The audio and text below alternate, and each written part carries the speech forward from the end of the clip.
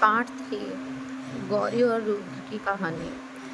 गौरी रुद्र के सामने से तो भाग निकली, लेकिन अपने अंदर चल रहे तूफान को वो अपने तक ही समझा पा रही थी। काफ़ी बेचैनी से वो इधर उधर चक्कर लगा रही थी। अपने होश अपने होश में वो तब आई जब उसके कंधे पर अनन्या ने हाथ रखा, जिसकी वजह से गौरी चौंक गई। अनन्या, क्या हुआ? इतनी परेशान क्यों है? रुद्र भाई के साथ जहाँ गई थी, काम हुआ? गौरी एक साथ कितने सवाल पूछेगी? हाँ, जहाँ मैं गई थी वो काम हो गया। अनन्या, तो तुम इतनी हाँफ क्यों रही हो? गौरी क्लास ना मिस हो जाए इस चक्कर में दौड़ते हुए आ रही थी। चल क्लास में चलते हैं। अनन्या, अभी कोई क्लास नहीं है, चल कैंटीन चलते हैं, बाकी सब भी वही हैं। गौरी ने हाँ में सिर हिलाया और उसके हाथ साथ कैंटीन की तरफ बढ़ गई। वहाँ कैंटीन गई तो देखा सब बैठे हुए थे।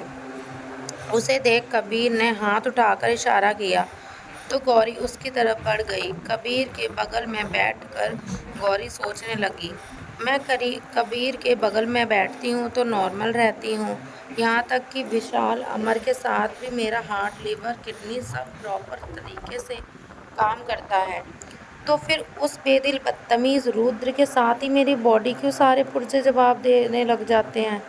इतना सोच ही रही थी कि उसका ध्यान कबीर के चिल्लाने से टूटा।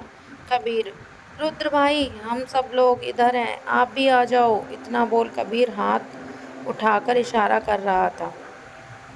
यह सुन गौरी ने भी अपनी नज़रें सामने की देखा तो रुद्र किसी लड़के के साथ उसी की ओर आ रहा था। यह देख गौरी का दिल फिर से बाहर आने को उछलने लगा। रुद्र भी आकर उसके सामने वाली चेयर पर बैठ गया, जिस वजह से वो और ज़्यादा बेचैन हो गई। तभी रुद्र के साथ आया लड़का, उसका दोस्त समीर, बोला, अच्छा तुम हो गौरी? ओ हेलो, मैं समीर, रुद्र का दोस्त। गौरी, हेलो, मैं गौरी। बहुत मुश्किल से उसके गले से इतना निकल पाया जिसे रुद्र भी सोच रहा था कि इसे क्या हुआ सुबह से। समीर, यहाँ बैठे सब लोग सुनो, आज शाम मेरी सिस्टर की एंगेजमेंट पार्टी है, तो तुम सब लोग ज़रूर आना। यह सुन सबने हाँ बोला और सब आएंगे।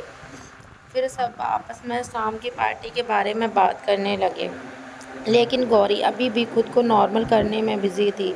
तभी रुद्र ने उसे आवाज़ लगाते हुए बोला, गौरी, क्या हुआ तुम्हें? Are you okay?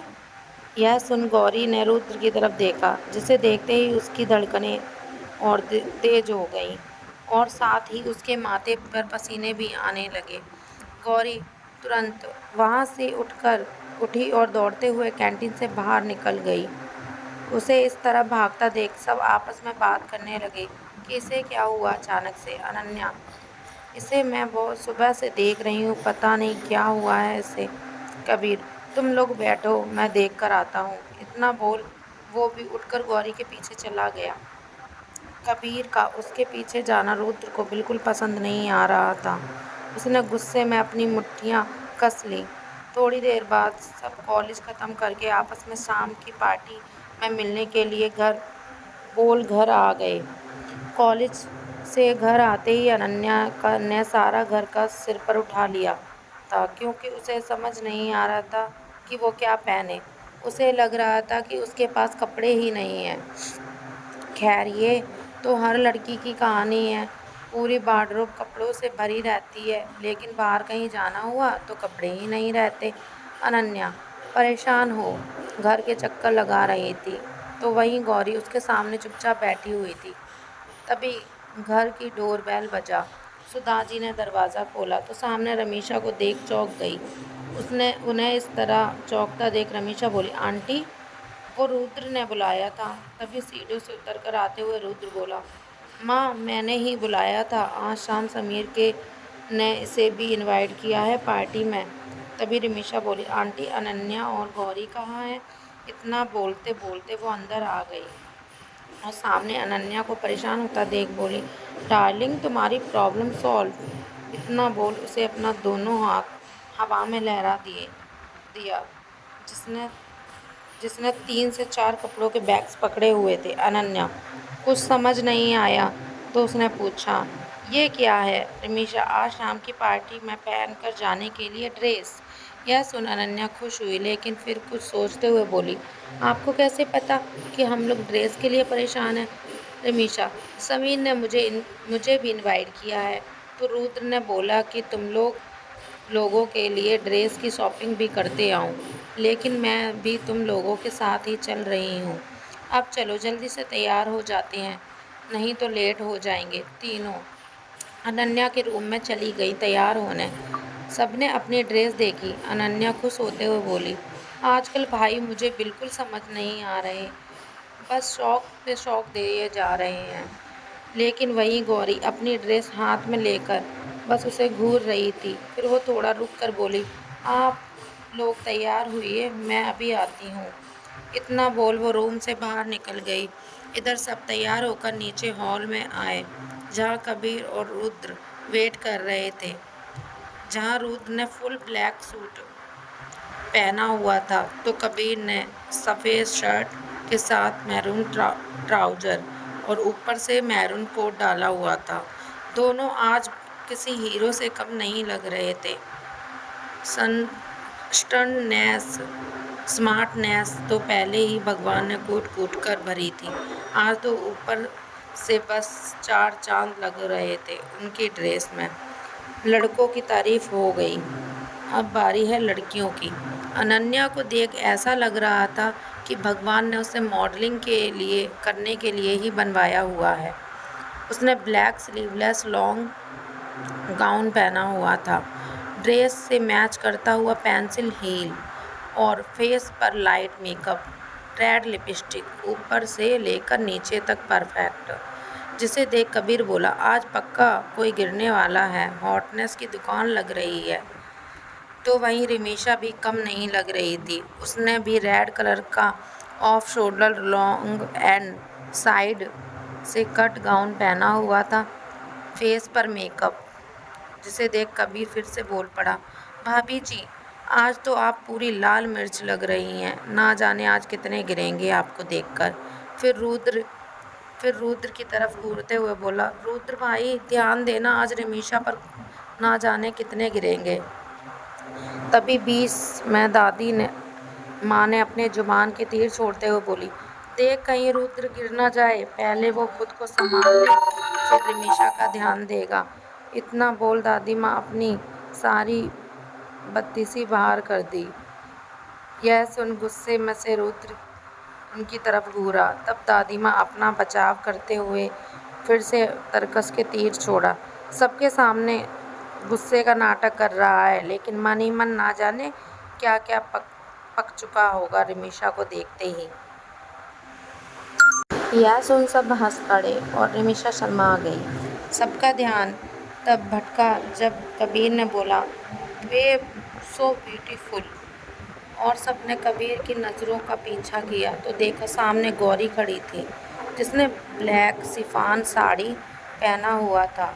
शिफॉन की साड़ी पहनी हुई थी, जिसमें उसका फिगर परफेक्ट नज़र आ रहा था, और उस साड़ी से झांकती हुई उसकी कमर सबको अपनी तरफ ही खींच रही थी, जैसे उसकी कमर खुद बोल रही हो कि आज सब लोग बस मुझे ही देखेंगे। अगर किसी ने अपनी नज़रें हटाईं तो भारतीय दंड संहिता के धारा 212 के तहत झूठे आरोप में अंदर करवा देंगे। जो हाल आज सुबह गौरी का था, वैसा ही कुछ हाल रुद्र का हो रहा था। वह अपने आप को कंट्रोल करने की हालत में बिल्कुल नहीं था।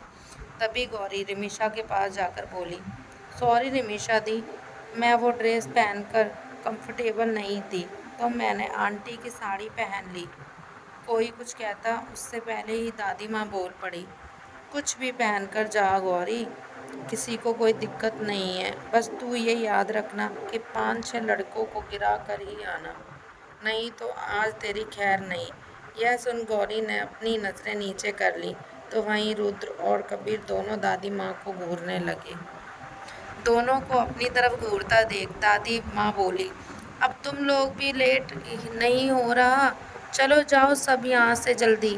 पांचों कार में बैठ निकल पड़े जहाँ उन्हें पहुँचना था। उनके जाते ही दादी माँ बोली, मेरे दोनों नालायकों को एक ही लड़की पसंद है। अब देखना यह है कि दोनों हीरो में किसे मिलती है हमारी हीरोइन। पांचों समीर की बहन की एंगेजमेंट की पार्टी में पहुंच गए। वहां उनके दोस्त पहले ही आ चुके थे। सब अपने दोस्तों के साथ पार्टी एंजॉय करने लगे। तो वहीं रुद्र भी रिमीशा को लेकर समीर के साथ अपने कॉलेज फ्रेंड के साथ मिलने चला गया।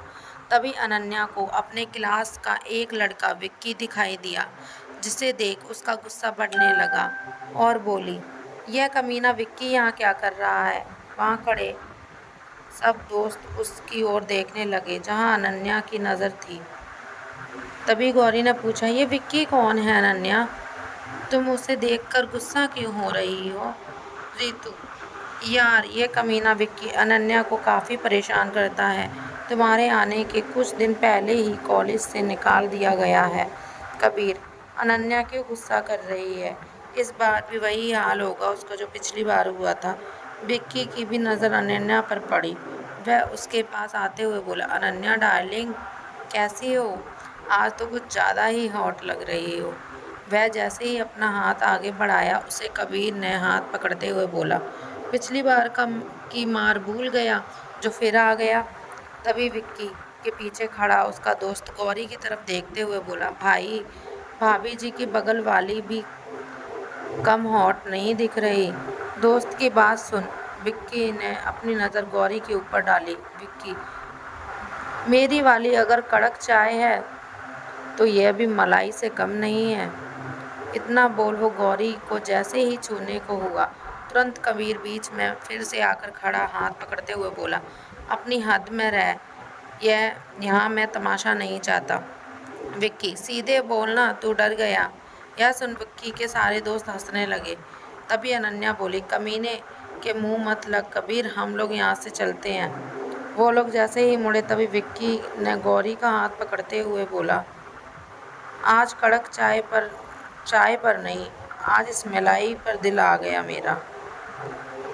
यह देख अनन्या उसे एक जोरदार थप्पड़ जड़ते हुए बोली, पहले इससे मन भर अपना। यह थप्पड़ इतना तेज था जिसकी वजह से विक्की को पूरी तरह तिलमिला गया। वह गुस्से में चीखते हुए अनन्या की तरफ झपटा ही था, लेकिन उसके दोस्तों ने उसे रोक दिया कि यह जगह ठीक नहीं है और वहाँ से सब चले गए। विक्की एंड उसके ग्रुप के जाने के बाद सब पार्टी एंजॉय करने लगे। सबने काफ़ी मस्ती की। फिर कल कॉलेज में मिलने के लिए बोल अपने अपने घर निकल पड़े। अब सिर्फ कबीर, गौरी और अनन्या ही बचे थे जो रुद्र का वेट कर रहे थे घर चलने के लिए। यहाँ तक कि रमीशा भी चली गई। तभी गौरी वॉशरूम जाने का बोल कर वहाँ से चली गई। तब तक रुद्र भी आ गया। यह देख अनन्या जुझला गई और आ और एक आ रहा है तो दूसरा गायब हो जा रहा है। गौरी को लेट होता देख कबीर उसे बुलाने चला गया। उसे देख रुद्र को भी अच्छा नहीं लगा। वह कुछ कहता उससे पहले ही कबीर जा चुका था। इधर गौरी जब वॉशरूम से बाहर आई तो देखा विक्की और उसके दोस्त खड़े हैं। वह उसे इग्नोर करते हुए आगे बढ़ी ही थी। तभी विक्की बोला, अरे इतनी भी क्या जल्दी है, थोड़ा जान पहचान हमसे भी तो बना लो। गौरी यह देख काफ़ी घबरा गई। उसके माथे के पसीने के बूंद दिखाई देने लग गए। साथ ही वह डर के मारे कांपने लगी। उसे इस तरह घबराता देख विक्की हंसते हुए बोला, यार ये तो सच में मलाई है, अभी इतना डर गई। यह बोल विक्की और उसके दोस्त हंसने लगे और विक्की ने अपना हाथ उसके कंधे पर रख दिया और साथ ही अपना चेहरा उसके पास लाकर उसे सूंघने लगा और बोला, पूरी नशे की बोतल हो तुम। इसके आगे कुछ कहता तभी पीछे से चिल्लाने की आवाज़ सुनाई दी। देखा तो कबीर गुस्से में चिल्ला रहा था, कबीर साले, आज तेरा नशा तो मैं उतारूंगा। इतना बोल एक जोरदार पंच विक्की के मुंह पर जड़ दिया। फिर आगे क्या होना था, कबीर अकेले ही विक्की और उसके दोस्तों की से भिड़ गया। इसी हाथापाई में किसी के धक्के से गौरी अचानक से पास की स्विमिंग पूल में गिर गई, जिसे किसी ने ध्यान नहीं दिया। वह गिरते ही उसमें झटपटाने लगी। जब कबीर ने आने में काफ़ी टाइम हुआ तो रुद्र और अनन्या भी उसकी तरफ आने लगे। जब उन्होंने कबीर और विक्की और उसके दोस्तों से भिड़ते देखा तो रुद्र भी उसका साथ देने के लिए आगे आ गया। तभी अनन्या की नज़र स्विमिंग पूल में गई। वो गौरी को इस तरह देख जोर से चीख पड़ी। उसकी इस तरह चीख पर सबका ध्यान शांत होकर देखने लगे कि क्या हुआ। अनन्या ने पूल की तरफ इशारा किया तो देखा सब सन्न रह गए। रुद्र बिना कुछ सोचे स्विमिंग पूल में कूद पड़ा और गौरी को बाहर लेकर आने लगा। तो वहीं विक्की और उसके दोस्त ने यह हालत देखी तो वहां से भाग चले। रुद्र उसे बाहर खींच लाया लेकिन गौरी उस टाइम बेहोश थी। उसके सीने पर पुश करते हुए गौरी गौरी गौरी चिल्लाए जा रहा था। फिर भी गौरी अपनी आंखें नहीं खोल रही थी। सब काफ़ी घबरा गए। वहीं अनन्या की आंखों में आंसू निकलने लगा और रोते हुए बोली, यह सब मेरी वजह से हुआ है। उस कमीने को छोड़ूंगी नहीं मैं। उसे इस तरह रोता देख कबीर उसे संभालते हुए बोला, रुद्र भाई गौरी को जल्दी से हॉस्पिटल ले चलते हैं। तभी अचानक से गौरी के खांसने की आवाज़ आई और साथ ही डर से बुरी तरह कांपने लगी। यह देख रुद्र ने उसे आवाज़ लगाई, गौरी गौरी।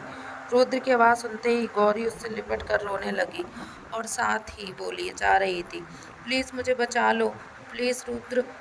गौरी तुम्हें कुछ नहीं होगा, हम सब हैं तुम्हारे साथ, तुम ठीक हो। लेकिन फिर भी गौरी शांत नहीं हो रही थी। उसका शरीर बुरी तरह कांप रहा था। तब रुद्र उसे उठाकर कार में बिठाया और सब घर के लिए चल दिए। घर पहुंचकर सुधा जी ने जैसे तैसे गौरी की हालत देखी और वो चौंक गई। वह कुछ पूछती उससे पहले रुद्र गौरी को अंदर लाकर सोफे पर बिठाना चाहा। तभी वो फिर से रोने लगी। रुद्र उसे गोद में ही लेकर बैठ गया। उसकी यह हालत देख अनन्या भी बस रोए जा रही थी कि सब उसकी वजह से क्या हुआ। तो वहीं गौरी रुद्र की गोद में खुद को अब सेफ महसूस कर रही थी।